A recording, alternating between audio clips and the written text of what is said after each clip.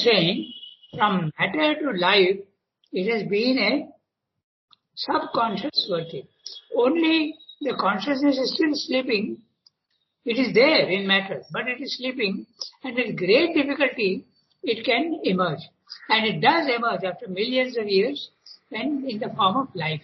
And life is consciousness.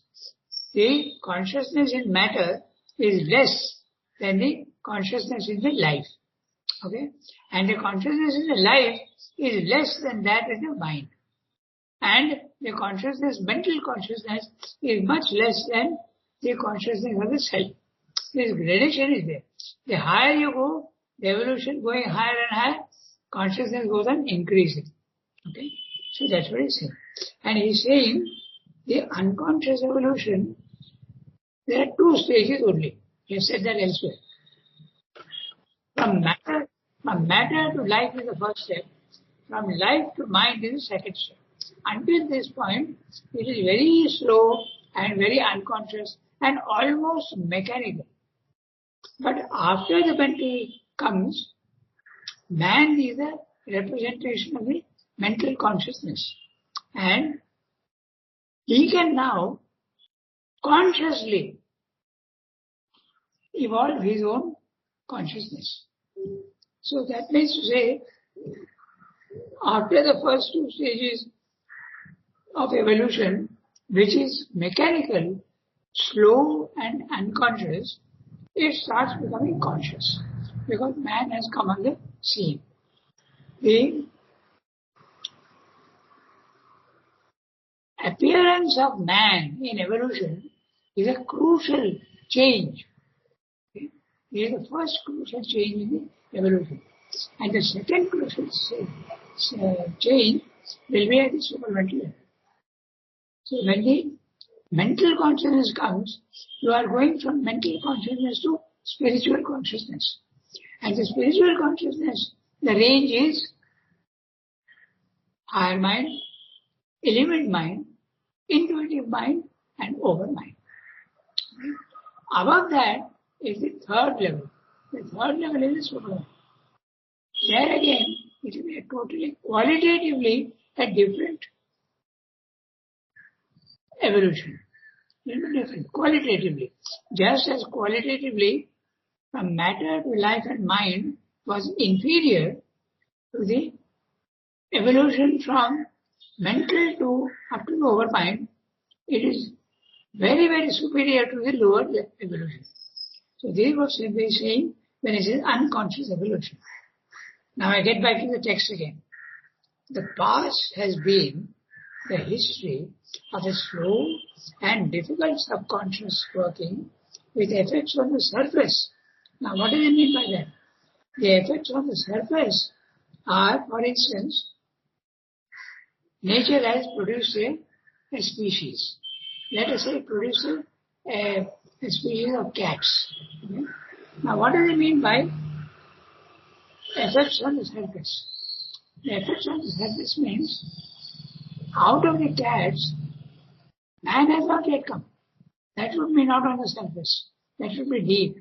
But from the cat, tigers, lions, all of the same related species. Okay. So, puma, cheetah, all these are cat family. So that's what I mean by the surface. There is basically the cat and the lynx and the cheetah and the lion and tiger. They are basically the same type. So that's what is surface. It's not a fundamental change, but a change on the surface. Okay? The present is a middle stage, an uncertain spiral in which the human intelligence is used by the secret evolutionary force of being and participates in its action without being fully taken into confidence. Okay? Fully taken into confidence will come only at the spiritual planes of consciousness. Okay. Remember that these are fundamental states. Okay? The first state is matter, life, mind. That's the first stage. It is a field of ignorance. half awakened mind. Okay? Then the second grade is the higher mind, elevated mind, intuitive mind, overmind. 4 planes which are in the spiritual planes of consciousness, far superior to the mental consciousness. Then the third level is the supermind. And above that is the fourth level, which nobody has been able to describe, because even if you have experienced it, you can't come down into a body. The body also will not be able to sustain that power and force of the supermental consciousness. So for that we need a totally different body. So keep this in mind, the 4 stages. In fact, the Gita says that very clearly. Okay? Kshara Purusha is the first stage, matter, life, mind. Akshara Purusha, the spiritual planes of consciousness. And above that is the Purushottama. The Purushottama is the third level. And the fourth level cannot be described because nobody can go there and describe. Therefore it's called the unknown or the fourth. You just say it's the fourth. Okay? So this, up to this point, we are able to see the evolution. Beyond that, we'll have to wait to see how it develops. So the present is a middle stage, an uncertain spiral in which the human intelligence is used by the secret evolutionary force of being and participates in its action without being fully taken into confidence. The evolutionary force is working to go to the next level, and it is using mind of man. But it is using mind of man, but the mind of man is not fully developed. Therefore, there is no confidence in the evolution itself. In French, you use the word tâtonnement. That means you are feeling your way in the darkness. Okay? That is why we are saying not fully taken into confidence. Who is taking into confidence and what is being taken? The evolutionary force is taking the mental consciousness, but it is not taking it fully. Okay? It is an evolution slowly becoming conscious of itself. The future must be a more and more conscious evolution of the spiritual being until it is fully delivered into a self-aware action by the emergent Gnostic principle. So, very clearly, he is saying the 3 stages. When it comes to the Gnostic level, the supramental consciousness, then it can control the lower. It can use mind, life and even body with full understanding and with full confidence. That is the reason why any evolution below the supermind cannot change the fundamental character of matter. But when you go to supramental consciousness, the consciousness has now developed a power over even matter. Okay? That is the reason why a next step of evolution is possible only with the supramental. And that has happened. It has happened. They have brought down the supermind and planted it in matter. But it is now like a seed which is put into the ground. But if the conditions are not right, that seed will never become a tree. Okay? Put that seed in a desert. There is no water, there is too much of heat, the conditions are not right. The seed will not become a tree. But if the conditions are right, if the moisture is right, if the nutrients in the matter are right, then it will come. That is the stage we are in now. The supermind has come down, but the right conditions have to prevail in the physical world. And what are the right conditions? For the tree we have said, moisture, sunlight, okay, nutrients in the soil, all these are the conditions. But for the supermind, the conditions will be a sufficient number of individuals who have attained to the spiritual consciousness. That would be the conditions in the physical world where the next stage of evolution can take place. Okay? So, It is an evolution, slowly becoming conscious of itself. The future must be a more and more conscious evolution of the spiritual being. We are now at the mental level, and at the spiritual level it has to go to the spiritual level, which many people have done. Not only Sri Grandmother, but so many sages in India. Not in India only, even outside. Maybe we don't know about them. But Ramakrishna, Raman Maharshi, so many others. So this is what he is saying, that the evolution proceeding step by step. Okay. So now we can go to the next para. One of you has to read. Who will read? The first foundation in the Samaj. Would you like me to read? Pardon? Would you like me to read? Oh, yes. Go ahead. The first foundation. The first foundation in this emergence, the creation of forms of matter, first of inconscient and inanimate, then of living and thinking matter.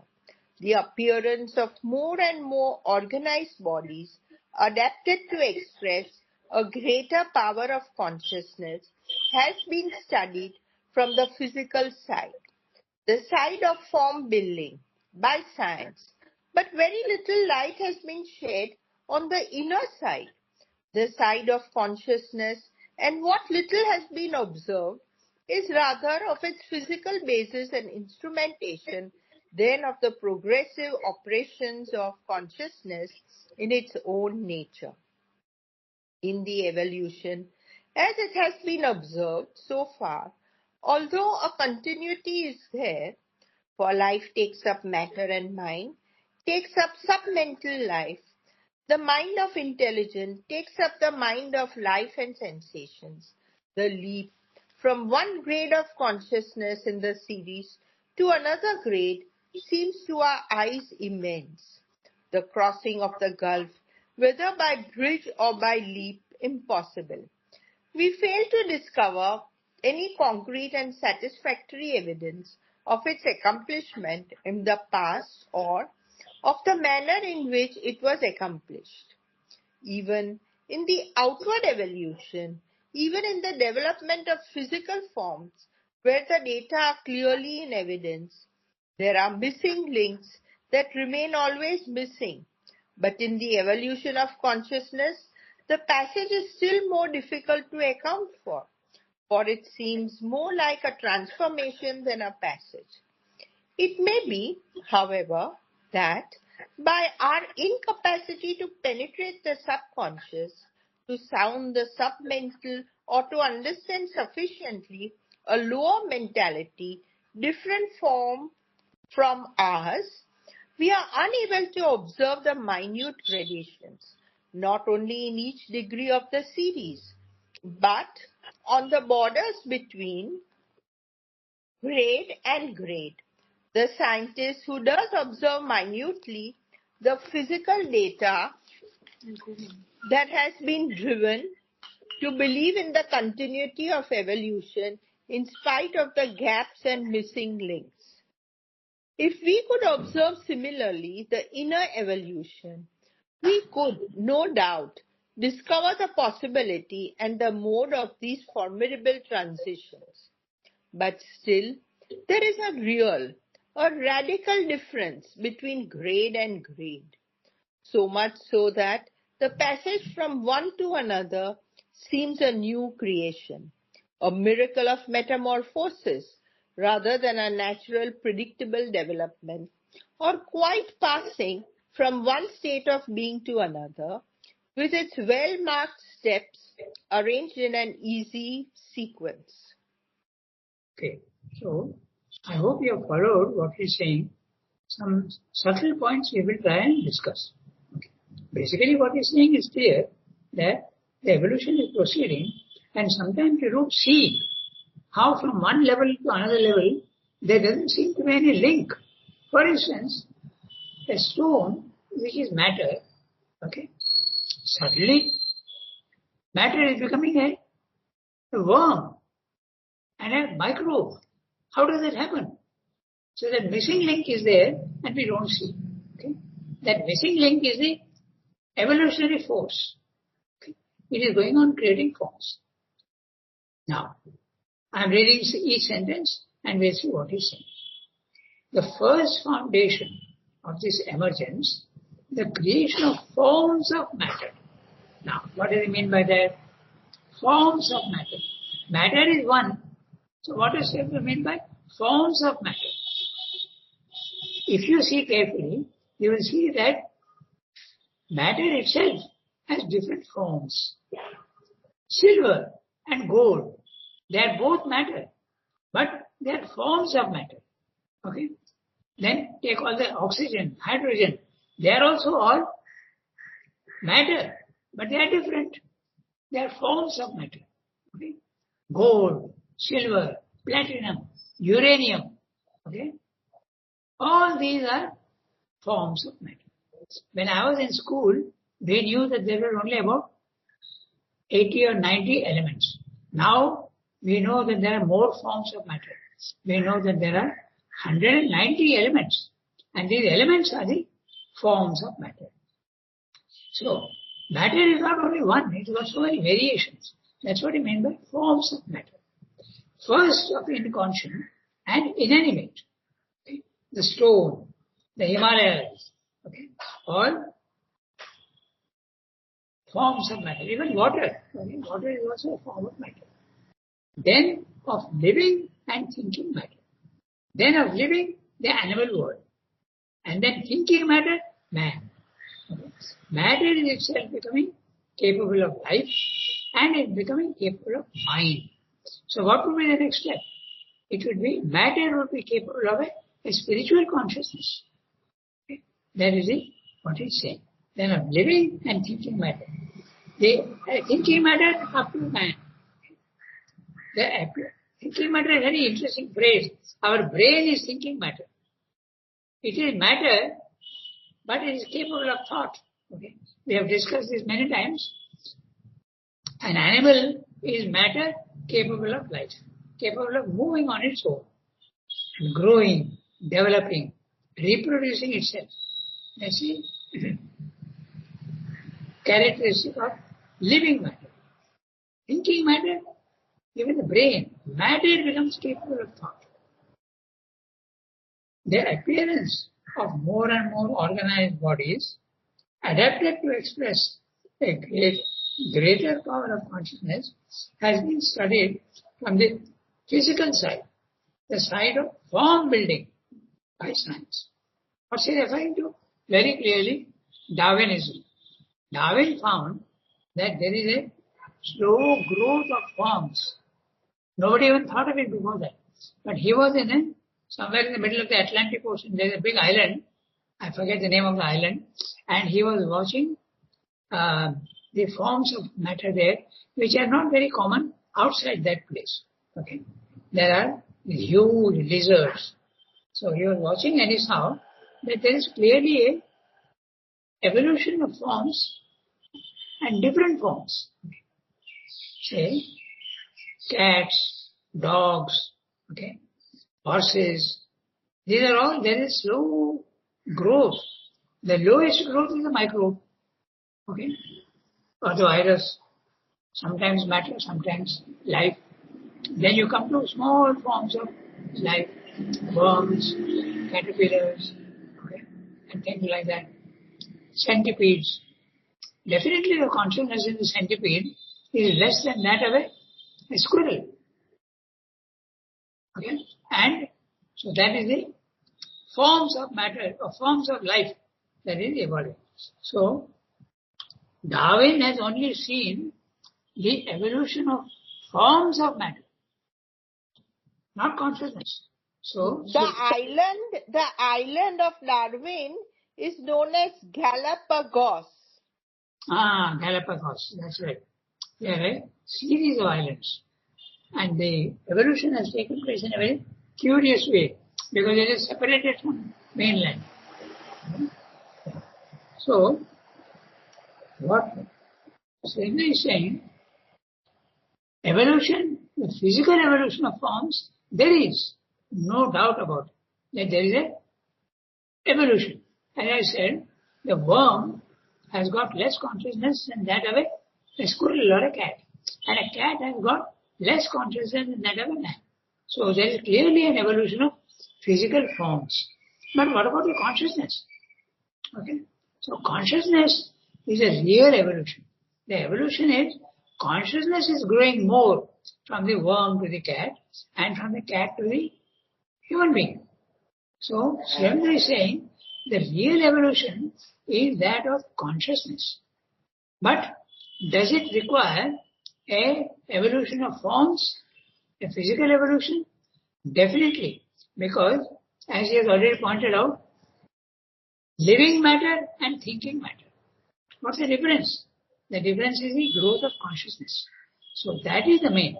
But for the next evolution of consciousness to come, there has to be a body which can bear, which can tolerate the power of the next stage of evolution. Okay? So that's why a supramental being cannot come into a human body permanently. It cannot. So for that, the supramental consciousness to come in, it has to develop a supramental body. So what do we mean by supramental body? Okay. Just as we have seen that the living matter is there, thinking matter is there, then the next one will be the supramentalized matter. And what will that be? It will not be rigid as our human body is. There may not be any bones. There may not be any organs like liver, stomach, kidneys. These will be replaced by power centers. Okay, they will be replaced by chakras of energy. Okay, so and these chakras of energy will govern the spiritual, the supramental consciousness. Okay, and the powers that will come with the supramental consciousness will be so many things. You don't need to be stuck in one place and time. You can go from one place to another without any difficulty. You can change your form. Okay. The change of form is already indicated even in the physical world. The chameleon can go on changing its color. So you see the form is changing. The octopus can change its color also in the sea. So all these are the indication that even the physical form can adapt itself to some other form. So all the possibilities are already there in matter but hidden. Sometimes it reveals itself. Okay. So the evolution to the supramental race will necessarily have to create a body which will be plastic and not dependent on food, sleep and all these things. And it will be free of also death. There will be no death for the supramental body. That will be the next stage of evolution. Okay. I'm going back to the text. So, has been studied from the physical side, the side of form building by science. But very little light has been shed on the inner side, the side of consciousness. And what little has been observed is rather of its physical basis and instrumentation than of the progressive operations of consciousness in its own nature. That has not been studied so much. But in the spiritual, here is Sri Aurobindo explaining to us that the evolution of consciousness is the main one. But it needs a supporting physical consciousness. Otherwise, the spiritual evolution cannot proceed. Because the idea is that the evolution is happening where? Not at the spiritual level, but at the physical level. He has already told us that evolution does not reject the lower and go to the higher. It integrates. It takes up the lower and transforms it into its own status. The life takes matter and transforms it into something which is a combination of life and matter. Similarly, the life also, the mind consciousness takes up the life form and the material form and integrates them into its own. It does not reject life and mind. life and matter. No rejection. Ascent and integration. Okay. Ascent and integration, that's the words he uses for this process. Okay. So, I have lost the text and everything. Okay, so. But very little about it. In the evolution, it has been observed so far, although a continuity is there, for life takes up matter and mind takes up sub-mental life, the mind of intelligence takes up the mind of life and sensation. What does he mean by mind of intelligence? He means the consciousness, mental consciousness at its best. Okay. The mind of intelligence is mental consciousness developed fully. And he said the mind of life. What is the mind of life? The vital mind. There is a part in you which is a vital mind, and there is also a physical mind. Okay? The physical mind is a consciousness of the body. Okay? And sensation. The leap from one grade of consciousness in the series to another grade seems to our eyes immense. The crossing of the gulf, whether by bridge or by leap, is impossible. How can a stone become a worm? How is that possible? That's what it means. But actually, there is a hidden link between the two. We fail to discover any concrete and satisfactory evidence of its accomplishment in the past or of the manner in which it is accomplished. We don't see how matter has become life and how life has become mental consciousness. Even in the outward evolution, even in the development of physical forms, where the data are clearly in evidence, there are missing links that remain always missing. But in the evolution of consciousness, the passage is still more difficult. The consciousness, what his meaning is that very difficult for the physical evolution to explain itself. How can the worm become a horse? How can the horse become a dolphin? How does it happen? Okay. We don't know how it happens. The guts are hidden from us. In some way, we can see that there is a continuation. We can see a certain growth. As I said, there are links. The link between matter and life is microbes and things like that. Then the link between plant and animal is also there. Okay, it's in the form of a carnivorous plant. Okay, then there is a link between the life consciousness and the mental consciousness. We see that there are many animals which are almost as intelligent as man. Okay? Chimpanzees, dolphins, their consciousness is fantastically developed so far as the animal world is concerned. Okay? So we see these links. But normally, even if I say that, how can the plant suddenly become carnivorous? There is a missing link. Okay? That's what it means. Is always missing. But in the evolution of consciousness, the passage is still more difficult to account for. For it seems more like a transformation than a passage. Now what do you mean by transformation and a passage? Because take the worm as I said. The worm is a living matter. But so is the horse, so is the dog, so is the cat. So it's a transformation, but not a passage. Passage means from one level to another level. And we have spoken about 4 levels, remember? Level 1, level 2, level 3, level 4. That would be the passage. But the transformation is only, it still remains an animal, but only the characteristic animal nature remains. That's a transformation, but not a passage. A passage will be from life to mind, totally different. That's a passage. Level 1, level 2, level 3. Level 4, beyond that we don't know what is there. It may be, however, that by our incapacity to penetrate the subconscious, to sound the submental, or to understand sufficiently a lower mentality different from ours, we are unable to observe the minute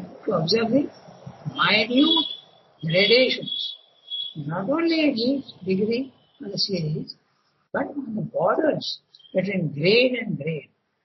The scientist who does observe minutely the physical data has been driven to believe in the continuity of evolution in spite of the gaps and missing links. If we could observe similarly the inner evolution, the evolution of consciousness, we could no doubt discover the possibility and the mode of these formidable transitions. He's using the word formidable. Because if you think like that, okay, matter is becoming alive. How can it be? It's a formidable change. But still, there is a radical difference between grade and grade. So when he's talking of grade and grade, what is the four levels? Material level, life level, mental level, spiritual level, and finally the supramental level. These gulfs, rather than an edge, I'll read that last sentence again. But still, there is a radical difference between grade and grade, so much so that the passage from one to another seems a new creation, a miracle of metamorphosis, rather than a natural, predictable development or quiet passing from one state of being to another. Now, what would be a natural, predictable development? For instance, a human being is a small baby with no understanding. It grows into an adolescent being with more consciousness. When he becomes an adult, then he becomes more conscious. But the same person, that's a natural, predictable development or quiet passing from one state of being to another with its well-marked steps arranged in an easy sequence. So, very difficult to see the missing links. That's what we say. Okay. So, 8:35. So we can maybe read the next one and we can read the summary. If we got time, just so. So, who can read next? Richard, can you read? Possible for you to read? Yes, Rangata, I'm reading. Okay, go ahead. These gulfs. These gulfs appear. If my voice is not clear, please tell me. Huh? No, it's very clear. These gulfs appear deeper but less wide as we rise higher in the scale of nature. If there are rudiments of life reaction in the metal, as has been recently contended, it may be identical with life reaction in the plant in its essence. But what might be called the vital physical difference is so considerable that one seems to us inanimate, the other, though not apparently conscious, might be called a living creature. Between the highest plant life and lowest animal, the gulf is visibly deeper, for it is the difference between mind and the entire absence of any apparent or even rudimentary movement of mind. In the one, this stuff of mental consciousness is unawakened, though there is a life of vital reactions, a suppressed or subconscious or perhaps only submental sense vibration, which seems to be intensely active. In the other, though the life is at first less automatic and secure in the subconscious way of living and in its own new way of overt consciousness, imperfectly determined, still mind is awakened. There is a conscious life, a profound transition has been made, but the community of the phenomena of life between plant and animal, however different their organization, narrows the gulf, even though it does not fill in its profundity. Between the highest animal and the lowest man, there is a still deeper, though narrower gulf to be crossed. The gulf between sense mind and the intellect. For however we may insist on the primitive nature of the savage, we cannot alter the fact that the most primitive human being has above and beyond the sense mind emotional vitality and primary practical intelligence which we share with the animals. A human intellect and is capable in whatever limits of reflection, ideas, conscious invention, religious and ethical thought and feeling, everything fundamental of which man as a race is capable. He has the same kind of intelligence. It differs only in its past instruction and formative training and the degree of its developed capacity, intensity, and activity. Still, in spite of these dividing furrows, we can no longer suppose that God or some demiurge has manufactured each genus and species ready-made in body and in consciousness and left the matter there, having looked upon his work and seen that it was good.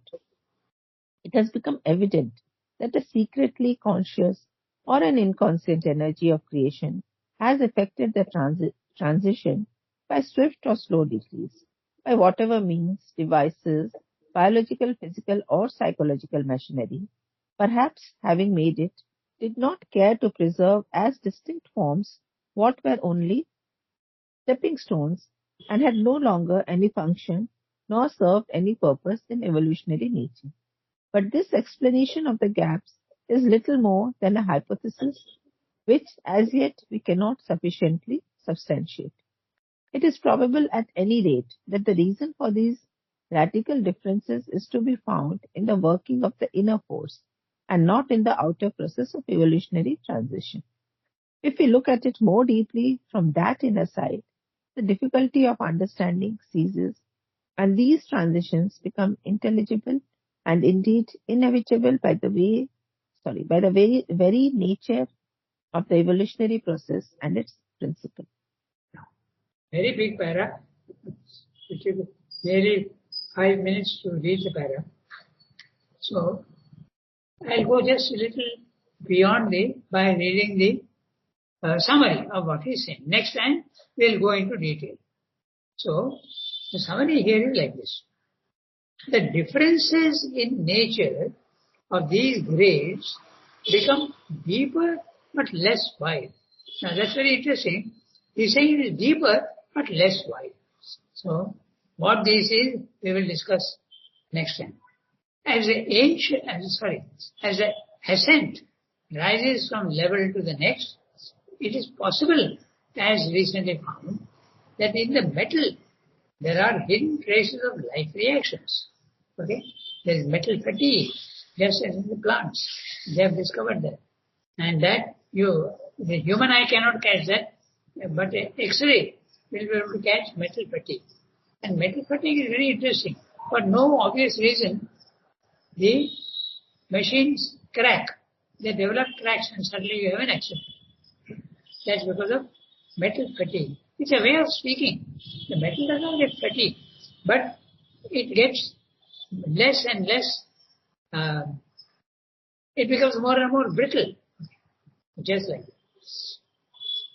Yet, the difference between plant and metal is so striking.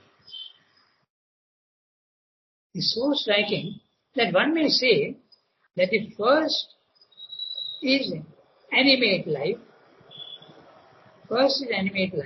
and the second is inanimate, dead.